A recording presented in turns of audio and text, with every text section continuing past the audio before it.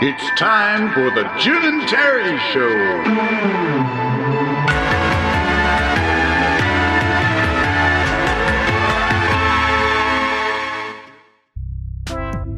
I'm sorry, did I catch you on the way to or from the facilities? No, not at all. Not at all. So that was a leaky pipe I was hearing, not the dribble of anything else. What? Yeah, your pipe at your place, not here. I'm just yanking your chain, my friend. Yes, I live in the flushed away studio with a drain pipe going by my ear like a sonic boom. Well, have you heard, my friend Jim? Cheers, by the way. Here's my mug. Cheers. Chin, Click, click. Chin, chin. Have you heard? Let's continue on to things that we've heard. Did you watch the State of the American Union address? I did not. I figured I would hear all of it later on the news, and I did, and Yes. have. It was interesting. Heard the rebuttal, and it just didn't look right. I couldn't comment on her rebuttal because I hadn't seen the State of the Union. Everything to me is relative to some kind of predetermined context, and we need to understand what that context is. Is a performance just a performance? Is art just art? Or can you manipulate it for diabolical purposes? I think you can manipulate it for diabolical purposes. I think there are agendas from people. I think there's an unholy agenda. I really do believe that, and I think man's fallen for it. I think the strong delusion is basically the elevation of man, Babylon. That's my belief. I don't sit and study it, but it's what I observe is evil. Well, I sit and study it, and I come to some different conclusions than yourself. My philosophy might be described as more humanist, as opposed to a rejection or elevation of man in opposition to a perception of divine wisdom and or precepts, teachings. So I'm not sure. Is art just art? Can it ever be just art? And can it be perceived and taken in some direction by the audience? Is it in the eye of the beholder? Well, I don't know. When they were setting Christians on fire in order to light the courtyards of, the Ancient Rome. I mean, that's just flat out evil, but that was for their entertainment. So entertainment can be evil intent. It could be to draw everybody in. That, to me, what I saw as briefly as I saw it was literally a finger to God.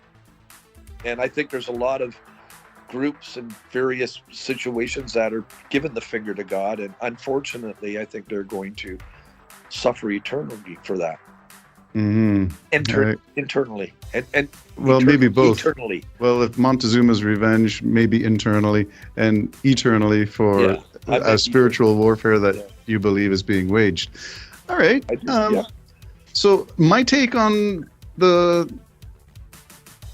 State of the Union, SOTU, State of the Union, is that Biden, I know he's been poo-pooed by the right and the far right, and I differentiate the two. The right, I would just say, are people who advocate fiscally conservative policies. The far right are into culture wars and anti-woke and anti-gay and anti-black and all kinds of stuff. So I differentiate the two on the spectrum.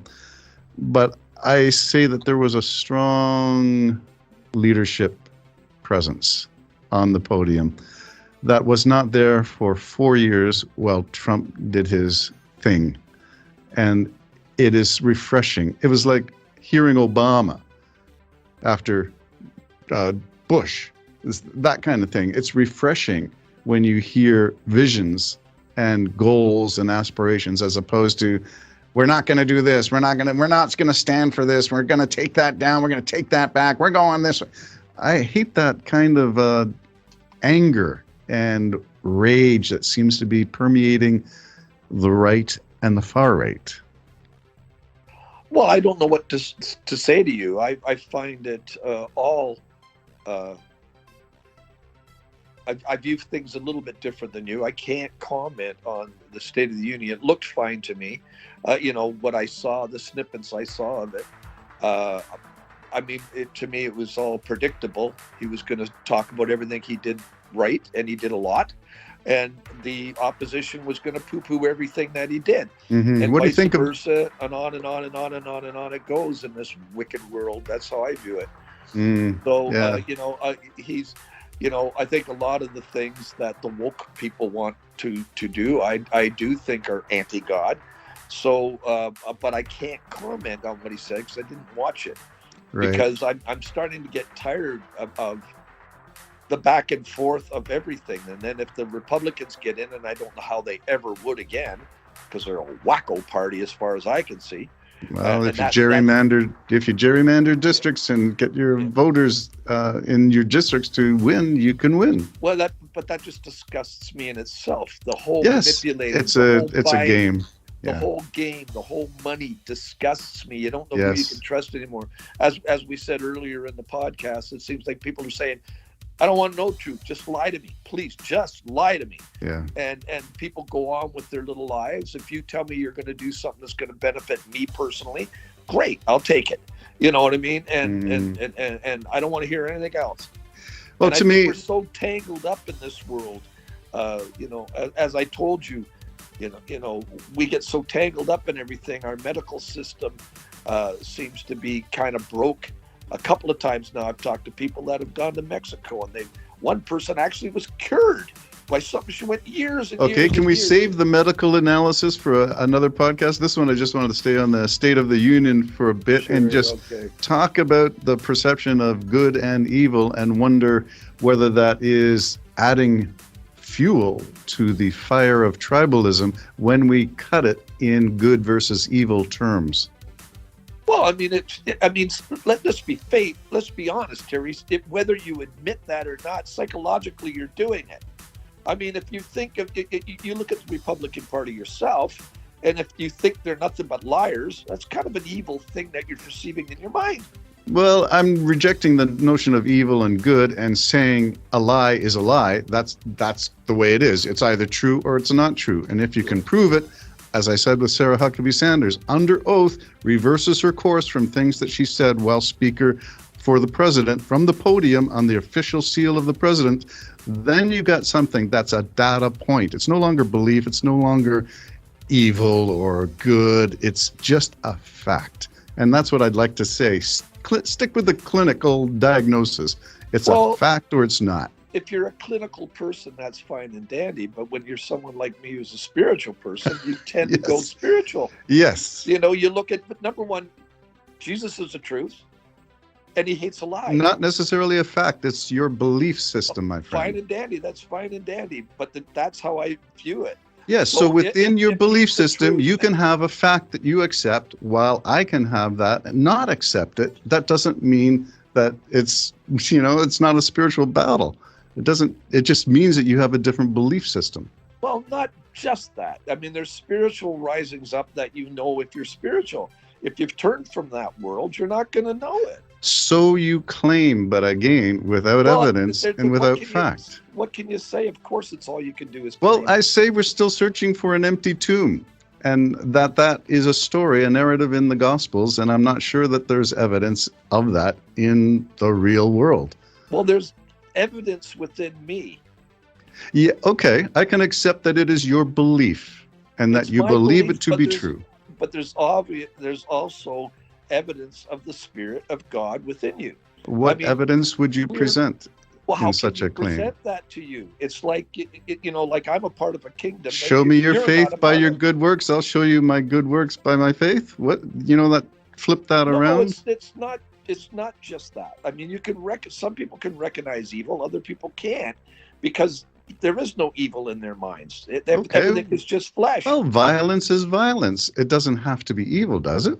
Or when does it slide from just violence to evil violence? Well, I think most violence is evil, don't you? You just don't. I would say that it's violence, and maybe you can measure it by the quantity of blood at a chainsaw massacre. I don't know. Well, it depends what you're mad at, I guess. I don't know. Yeah. It depends what your anger is. Yeah, maybe we need to... Listen, the bottom line is if you don't believe, you don't believe. If you've turned away from the faith, you've turned away from the faith. If you don't believe in Jesus Christ, then you deny Jesus Christ. Yeah, I'm not sure that you've got some very value-laden language there, and I would reject that in the argument. It's not elevating man or anything. It is simply a question of what can be known with certainty and what cannot be known. As you know, the book I'm writing, to put a plug in for my book, My Never-Ending Story, that will never get published, blah, blah, blah. Uncertainty. There is grace, and I use that spiritual word, there is grace in uncertainty. It means I don't have to be right. It means I can live with belief or not live with belief. But being uncertain keeps the dialogue going. It doesn't judge anybody. We're not supposed to be judging anyway. So I'd like to keep it on a level playing field if I could, and reject the notion of bipolar terms, and look for meaning in humanity and the value of how we got here. But a lot of your meaning in humanity, a lot of your humanity, and I understand it's your right to do it, and that's fine and dandy, but a lot of it goes against the way which God has pointed out he would like man you to cannot go. make that statement. I'm sorry. That's a statement from your belief system, which is not demonstrable fact. No, it's the belief system that I have and with the people with I run with. True. It is your pack and your belief system of your pack. Yeah. Okay, but it is not a fact. But your belief system is that system is just it can't be into the argument. It's like people saying argue God without the Bible. That's just, you can't do that. Well, you should be able to. Romans 1:1 says that you should be able to. Well, you can do it with your life. Yes, the way in which you act. But then you can't even do that, because you can find some ungodly Christians and some godly humanists. Well, yeah, of course you can. So that's what I'm saying. It's not as black and white, good and evil as you claim. And it's not a question of me denying anything so much as me perhaps wondering about a whole bunch of stuff in dogma that I never got a chance to wonder about because it was dogma. Okay, what can I tell you? I can tell you that we disagree, and that's the Jim and Terry Show. Two guys with a copy of Tim Hortons saying, "Have you heard?" Yeah, we disagree on stuff. A liberal and a conservative, a non-unionist versus a unionist, a left wing versus a right wing. No matter what you slice it, we don't always agree, and that's okay. Right. And you're back from Florida, and I still accept that too. It sure beats talking to myself. All right. I do have one more podcast that I would like to get done. Sure. This one has been a meandering thing, but the focus was the State of the Union. I like Joe Biden. I think he demonstrated a whole bunch of speaking prowess that perhaps the GOP underestimated. And I know he pulled a fast one on them and got them to all stand and give an ovation that they will not take away Medicare and Social Security. And that is on camera and on film, and I hope that is used against the GOP. Anyway, that's it. Jim and Terry Show, State of the Union. What are two Canadians? Well, we heard about it. I watched it, and I watched Huckabee Sanders. Did you hear? Did you hear? I did hear. And I am coming to my own conclusions. Compare and contrast. That's going to be a theme. Compare and contrast. All right, my friend, one more coming up. Gotcha. Bye-bye. Bye-bye for now.